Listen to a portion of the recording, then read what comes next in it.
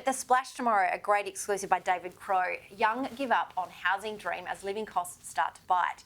Surging property prices have ended the home ownership dream of 2/3 of young Australians, in a powerful sign of frustration in an age group that also names the cost of living as the top priority at the federal election.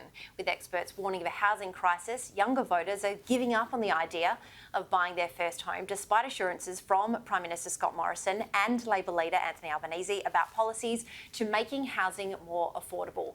Baz, you've been around a little bit longer than I have. I am super conscious of the first home buyers scheme, which the Prime Minister announced yet again and backed in once again on Monday.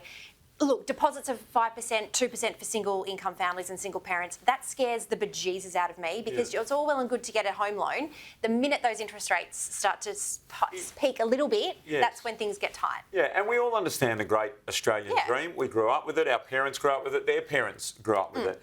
But might it mean that that great Australian dream, what we grew up with, is no longer the most important thing? Is it super important for my kids to lock themselves in to a mortgage that they will have enormous difficulty repaying if they just follow the average or the norm in terms of wages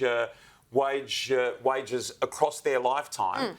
Or are they going to be better off finding a good rental property, updating their rental property as their needs may arise, perhaps downscaling at times when they don't have the same disposable income? And can that dream still work? I'm old-fashioned. I understand it. I understand it's also been the best forced saving for generations of Australians.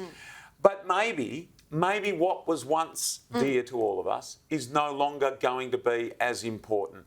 And I've often said to young people, mate, if I could give you any advice, don't lock yourself in to a house that's too expensive for you or you can't really afford. And maybe you are better off just renting, having enough money to live the life that you want to live. And just because our parents did it one way doesn't mean that we necessarily always have to do it that way. Indeed. Such an enlightened Basil Zempilas on the front page this evening. We're very lucky. Well, I am older than you, Jenna, as you pointed out to our vast audience.